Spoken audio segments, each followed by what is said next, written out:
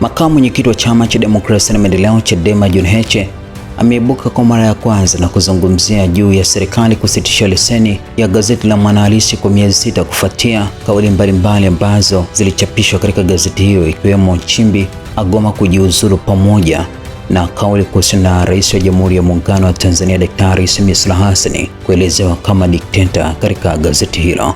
John Heche amesema kwamba nchi hii inaendeshwa kama duka la mtu binafsi, wanaamua nani afe na nani aishi, wakati gani ufe, wakati gani uishi, kwani vipeperushi vinamilikiwa na chao wa serikali hii, vinaitwa magazeti, vinatukana watu, vinatuhumu watu kwa uongo na uzushi, kama ilivyokuwa wakati wa Magufuli. Msiba alitumika na sasa na wao wanatumika, lakini wanalindwa, wanapewa fedha na nguvu kufanya uovu. Chombo chochote cha habari ambacho kinaweza kusema na kuandika ukweli kiko mashakani kwa mfumo huo wa udikteta. Usalama kwa chombo cha habari au mtu au online TV ni kuimba na kuabudu mama.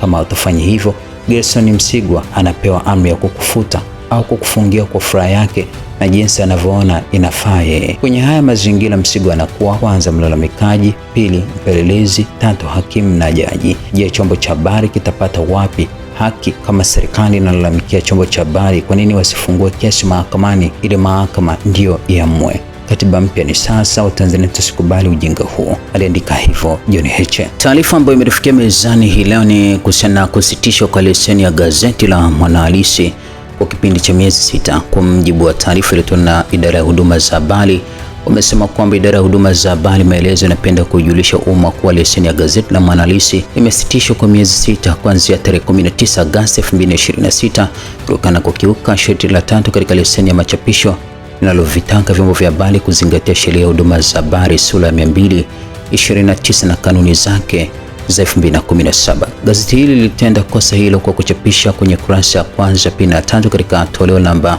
571 na tarehe 6 na tarehe 6 hadi 12 Agosti 2026 maudhui yaliyobebwa na kichwa cha habari kinachosomeka Nchimbi agoma kujiuzulu pasipo kutimiza wajibu wa kuzingatia usahihi na mizani kabla ya kuchapisha na kusambaza habari kwa umma.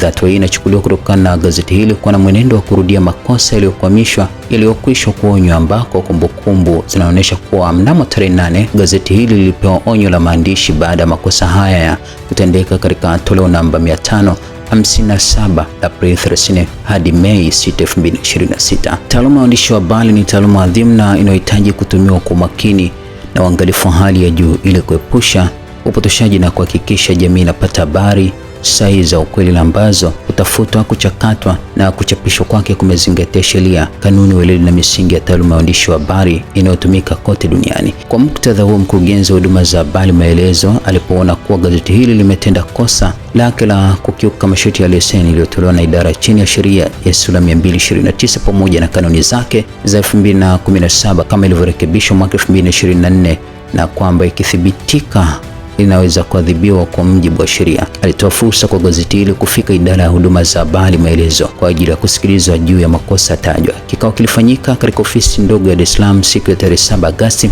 2026. Baada ya majadiliano ya kina, gazeti lilipewa fursa nyingine ya siku 3 kuwasilisha maelezo ya ufafanuzi kwa maandishi, kumweleza mkurugenzi wa huduma za habari maelezo kuelezea mazingira yaliyopelekea makosa hayo kutendeka. Habari maelezo ameendelea na kusema kwamba maelezo husika ilipowasilishwa idara ya huduma za habari maelezo ilibainika kuwa ufafanuzi uliotolewa haukidhi haja ya kuliondolea gazeti hili wajibu wa kuzingatia misingi ya hiyo ya kitaaluma, hususan ikizingatiwa kuwa gazeti hili ni kongwe na lina waandishi pamoja na walili wenye uzoefu wa muda mrefu katika tasnia ya habari. Na katika maelezo ya maandishi ya gazeti hili zilibainika dosari kadhaa dhidi ya misingi ya kiuandishi, ikiwemo kukosekana kwa usahihi na umakini katika kuhariri habari. Dosari hii ilithibitika baada ya kuonekana kuwa katika ukurasa wa pili wa gazeti hili kumetumika picha ya Mheshimiwa Dr. Christine Makonda ambaye ni waziri wa habari, utamaduni, sanaa na michezo, na chini ya picha hiyo kuna maelezo yanayotaja kuwa ni Mheshimiwa Balozi Dr. Emmanuel Nchimbi, makamu wa rais wa Jamhuri ya Muungano wa Tanzania. Hii ni dosari ya maandishi pamoja na mnyororo mzima wa wahariri unaohusika katika katika kuhakikisha usahihi wa taarifa zilizoandikwa kabla ya hatua ya kuchapisha gazeti husika.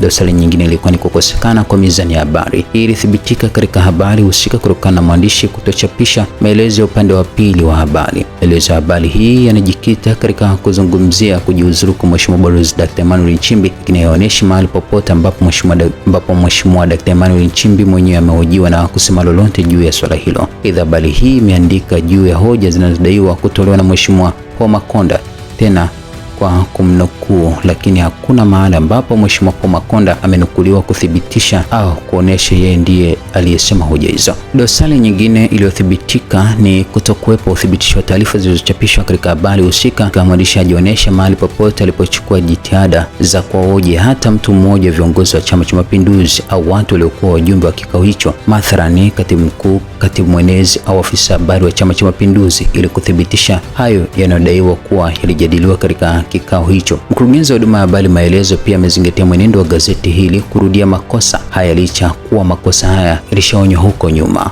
Mathalan, tarehe 17 Februari 2026 gazeti hili liliandikiwa barua yenye kumbukumbu hizo kuwataka wawasilishe maelezo ya maandishi kutokana na gazeti la tarehe 12 hadi 18 Februari 2026 kuandika habari iliyokuwa na kichwa cha habari kilichosema Samia 2021 atakutana lini na 2026, ambalo lilimwelezea Mheshimiwa Samia Suluhu Hassan, Rais wa Jamhuri ya Muungano wa Tanzania, kuwa ni dikteta.